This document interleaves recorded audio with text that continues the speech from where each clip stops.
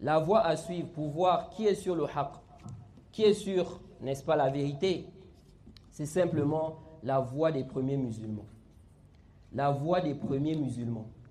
Ceux qui ont connu cette religion avant nous, qui sont les compagnons du prophète Mohammed sallallahu alayhi wa sallam, qui ont étudié auprès du prophète Mohammed sallallahu alayhi wa sallam, qui ont défendu le prophète, qui ont transmis cette religion et qui ont enseigné cette religion, n'est-ce pas, à leurs élèves, qui eux ont transmis cela à leurs élèves.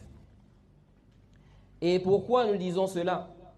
Tout simplement parce que les premiers musulmans sont ceux-là qui ont mieux compris cette religion. Ce sont eux qui ont mieux compris la religion là. Déjà le prophète Mohammed sallallahu alayhi wa sallam, dans le Sahih Muslim, le prophète Mohammed sallallahu alayhi wa sallam nous dit Khairun nasi qarni. Le prophète dit les meilleurs gens, ce sont les gens de ma génération.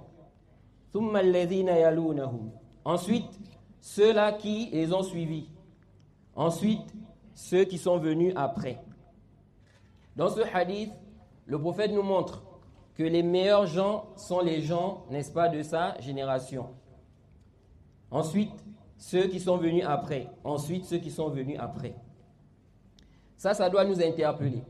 Si ce sont les meilleures personnes,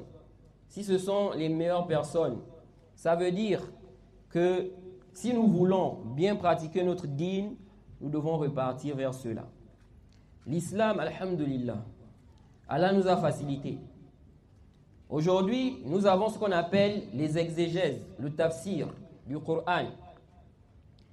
Le tafsir du Coran, l'exégèse du Coran, nous savons tous, ou plutôt ceux qui ont réellement étudié, ils savent que le Coran a été expliqué. Le Coran a été expliqué. Ça a été expliqué par qui? Ça a été expliqué par les premiers musulmans. Ça a été expliqué par les savants de l'islam. Ceux-là qui suivent, n'est-ce pas, les premiers musulmans. Ce qui fait que, aujourd'hui, si quelqu'un veut apporter des compréhensions, nous devons examiner sa compréhension. Nous devons examiner ce qu'il apporte. Est-ce que ce qu'il apporte là, les premiers musulmans connaissaient ça? Si on prend par exemple le cas aujourd'hui de beaucoup de gens qui fêtent, n'est-ce pas, ou qui célèbrent ce qu'on appelle le Mawlid. Le Mawlid, qui est généralement appelé donc la célébration de l'anniversaire ou de la naissance du prophète Mohammed sallallahu alayhi wa sallam, vous allez voir qu'il y a beaucoup de gens qui fêtent ça, qui célèbrent ça. Mais si la personne n'a pas le tamiz, comme on vient à peine de le dire là, le discernement, ce qui lui permet de voir que celui-là, ce qu'il dit là, ce n'est pas la vérité. Celui-là n'est pas sur le haqq, eh bien la personne peut se dire que cette chose est une bonne chose, donc on peut le faire. Si la personne a compris qu'on doit revenir vers les premiers musulmans, ce sont eux qui ont mieux compris cette religion, la personne doit se poser la question, est-ce que les compagnons du prophète Mohammed sallallahu alayhi wa sallam ont fait ça? Est-ce que les élèves des compagnons du prophète Mohammed sallallahu alayhi wa sallam ont fait ça? Est-ce que les élèves des compagnons du prophète Mohammed sallallahu alayhi wa sallam ont fait ça? Est-ce que les élèves des compagnons du prophète ont fait ça?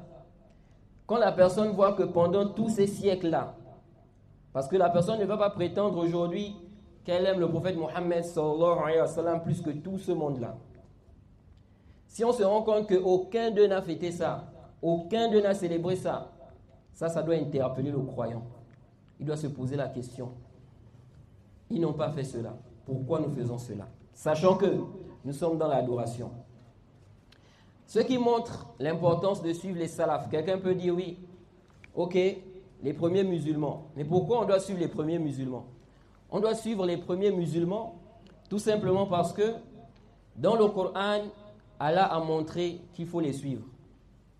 Allah nous dit par exemple dans la sourate 2, il dit فَإِنْ آمَنُوا بِمِثْلِ مَا آمَنْتُمْ بِهِ فَقَدْ اهْتَدَوْا. Allah dit, s'ils croient comme vous avez cru, ils seront bien guidés. Quand le verset est descendu, personne d'entre nous n'était là. Ceux qui étaient là-bas, c'était les compagnons du prophète Mohammed sallallahu alayhi wa sallam. Donc lorsqu'Allah dit dans le verset, s'ils croient comme vous avez cru, c'est d'abord les compagnons du prophète Mohammed sallallahu alayhi wa sallam. Donc, Allah nous montre ici que si on croit comme les compagnons ont cru, on sera bien guidé. Donc, si on regarde, on voit que la voix des compagnons du prophète Mohammed sallallahu alayhi wa sallam, elle n'est pas la même voix que toi. Ce n'est pas la voie sur laquelle tu es. Ici, ça c'est la preuve pour nous que tu n'es pas sur une bonne voie. Et Allah a également montré que nous devons suivre les premiers musulmans. Lorsqu'il nous dit dans la sourate 9, au verset 100, il dit وَالسَّابِقُونَ الْأَوَّلُونَ مِنَ الْمُهَاجِرِينَ وَالْأَنصَارِ وَالَّذِينَ اتَّبَعُوهُمْ بِإِحْسَانٍ رَضِيَ اللَّهُ عَنْهُمْ وَرَضُوا عَنْهُ وَأَعَدَّ لَهُمْ جَنَّاتٍ تَجْرِي تَحْتَهَا الْأَنْهَارُ خَالِدِينَ فِيهَا أَبَدًا. Allah dit les premiers émigrés, parmi donc ceux-là qui ont émigré, et les Ansar, et ceux qui les ont suivis, donc les premiers musulmans là-bas, et ceux qui les ont suivis, Allah les a agréés. Ceux qui les ont suivis de façon convenable, Allah les a agréés, et ils l'ont agréé, et il a préparé pour eux le paradis, sous lequel coulent les ruisseaux. Ce verset nous montre, n'est-ce pas, que ceux-là, Allah les a agréés. Et donc si Allah les a agréés, ça veut dire qu'ils ont bien compris le dîn. Ça veut dire qu'ils ont bien compris la religion.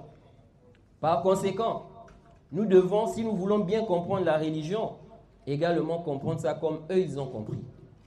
C'est ça la base du musulman.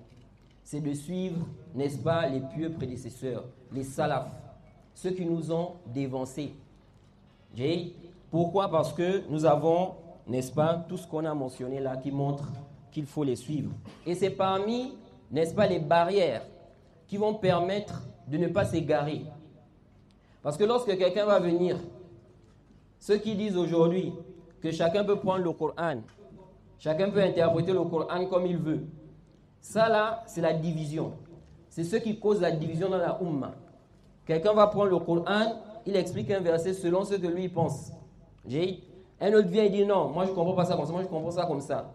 L'autre vient et dit non, moi plutôt j'ai compris comme ça, et ça crée des divisions. C'est ça qui favorise la division. Alors que le fait de revenir au premier musulman là, ça va mettre l'union. Maintenant on a la compréhension des premiers musulmans. Ils ont tous compris le verset là comme ça. Quelqu'un vient aujourd'hui et dit non, il ne faut pas comprendre ça comme ça, il faut comprendre ça autrement. Il contredit leur compréhension.